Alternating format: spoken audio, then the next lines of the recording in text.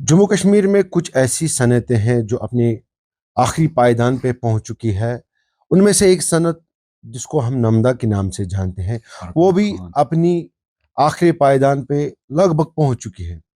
हमारे साथ मौजूद है फारूक अहमद खान साहब। आपका बहुत खैर मकदम है मुनसिफ टीवी में। तो क्या वजूहत है जो नमदा है एक सनत मानी जाती थी कई दहाइयों पहले, तो अभी आखिरी पायदान पे पहुंच चुकी है, तो क्या वजूहत है इसके? असल वजूहत ये हुए है इसके कि हमने अपने कारीगरों का ख्याल नहीं रखा। जैसे कि पहले जब ये काम चल रहा था, ये डाउनटाउन तो सारा का सारा इसी में, जैसे जिनमें फिर बटमालूं भी आता है, जैसे कि उसके बाद तो ये बडगाम भी पहुंच गया था, चाडोरा पहुंच गए थे, बहुत सारी जगहों पे ये काम चल रहा था। लेकिन उस वक्त तो कारीगर को पूरा रुझान मिला जिससे वो अपना घर आराम से चलाता था। लेकिन फिर आहिस्ता आहिस्ता इसका तो एक्सपोर्ट भी, सबसे पहले एक्सपोर्टिंग बंद हो गई, तो उसके बाद क्या हुआ, अब तो ये लोकल में भी चलने लगा था। लेकिन कारीगर को उतने पैसे नहीं मिलते जिससे वो अपने घर को चला सकेंगे। तो वजूहत तो सबसे बड़ी यही है। खाली नमदे का नहीं है, ये तो तकरीबन सारे कामों का ऐसा हाल है, कुछ काम छोड़ के। तो कारीगर का किसी ने ख्याल नहीं रखा, आज तक भी नहीं रखा है और अभी भी नहीं रखे हुए हैं। इतने सालों से आप ये काम जो है कर रहे हैं, तो इससे पहले जो है आपकी फैमिली में ये काम किस किन के हाथों में था? पहले तो मुझे तो तकरीबन 40-45 साल हो गए इस काम के साथ। इससे पहले हमारे बाप में भी ये काम करता था, हमारा अंकल करता था, हमारे वो भाई भी कर रहे थे, यहाँ तक मानो कि 70-75 साल से आप ये काम कर रहे हैं। जी हाँ। तो उसमें तो हमारे बच्चे भी वापस थे, जैसे कि हमारे घर वाले हैं, इनको इस वक्त भी पता है नमदा कैसे बनना है। या मेरा बच्चा तो वो तो खुद भी बनाता था, तो अब तो वो ज़्यादा नहीं बनाता, अब ज़्यादा वो तो एक्सपोर्ट में ही लगा हुआ है। अब लोकल में ही एक्सपोर्ट हो जाता है, तो उधर इधर नहीं जाता है, ऐसे काम तो वो अभी भी कर रहे हैं। लेकिन असल मसला यही है कि जब तक हम अपने कारीगर का ख्याल नहीं रखेंगे तो हम आगे नहीं जा सकेंगे। अब मैं अकेला तो नहीं कर सकता, क्योंकि जब मैंने नमदा यहाँ पे बनाया, मेरे नमदे की, मैं अपने नमदे को 15-18 या 2000 4000 तक ले जाऊं, तो मार्केट में वही नमदा 2000 जब मिलेगी तो फिर मेरा कौन खरीदेंगे। इसलिए मैं अकेला तो कुछ नहीं कर तो सकता। क्या वजूहत है मार्केट में अगर ये नमदा जो है बिल्कुल कम रेट पे मिलता है, तो आप कैसे कह सकते हैं कि मेरा जो नमदा है ये 4,000 या 5,000 में बिकता है, या मार्केट में इससे सस्ता मिलता है? क्या वजूहत है इसकी? वजूहत ये हुआ है कि असल में जो नमदे ये बनते हैं ना, ये तो समझो कि 24 30 फुट एक आदमी को बनाने थे।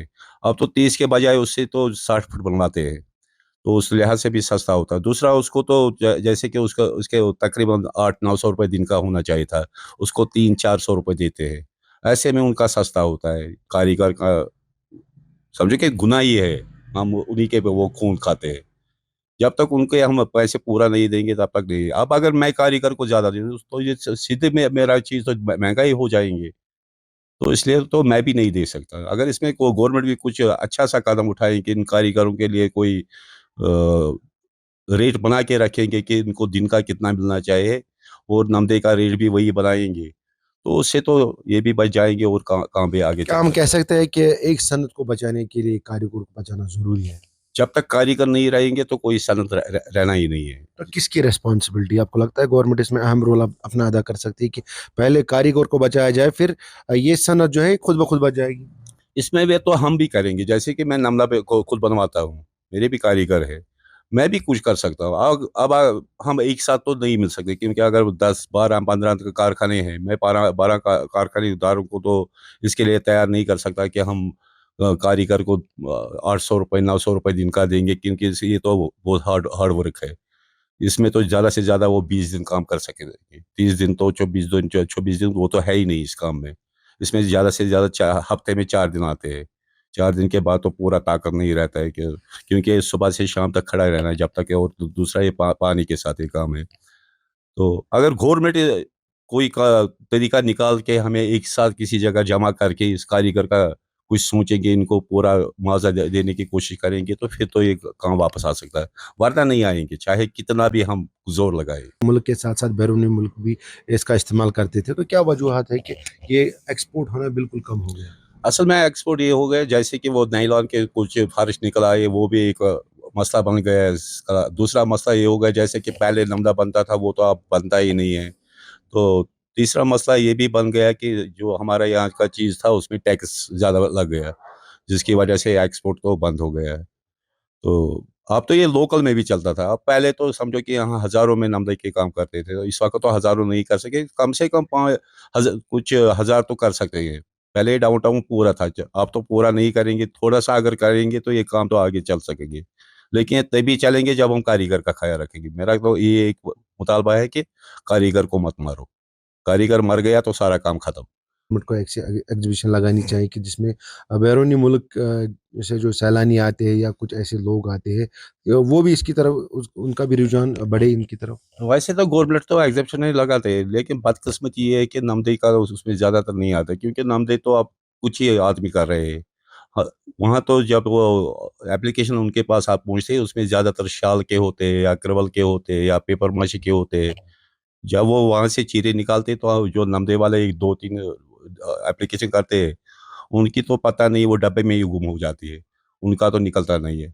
मेरा कहना ये है कि अगर उनको एग्जेप्शन लगानी है, उसमें अगर यहाँ 5 या 8 या 10 कारीगर है, उनका अलग-अलग क्राफ्ट का रखो।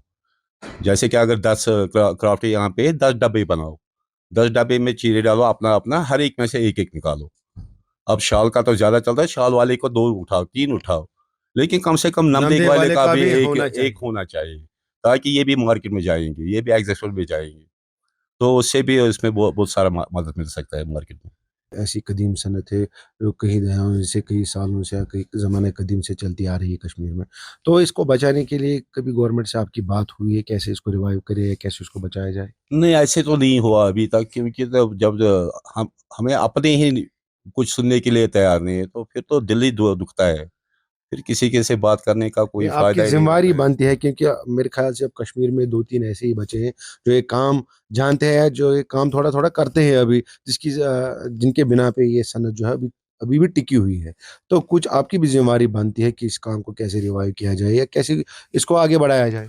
नहीं, उनके साथ तो बात करते हैं, लेकिन पूरे तो बात नहीं है, जो ये कारीगर की बात थी ना, कारीगर की बात तो अभी नहीं चली है। तो मुझे तो ये डायरेक्टर साहब अब नया है, पहले महमूद साहब भी था, उसने भी बहुत सारे काम किए। अब कुछ अगर उनमें से रह गए, तो हम पूरी उम्मीद है जो नया डायरेक्टर साहब हमारा आ गया, तो वो सारे काम पूरा करेंगे। उसने यही मैं उसे गुजारिश करूंगा कि जो कारीगर है इसका कुछ सोचो, चाहे आप खुद नमदे का रेट बनाओ, लेकिन कारीगर को तो कुछ कुछ ना कुछ दे दो, अगर ये काम बचाना है। अगर नहीं देंगे तो फिर ये काम नहीं बचने वाला है। शुक्रिया।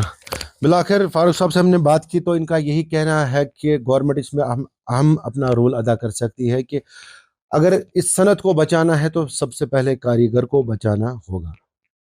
श्रीनगर से मोहम्मद इमरान, मुंसिफ टीवी।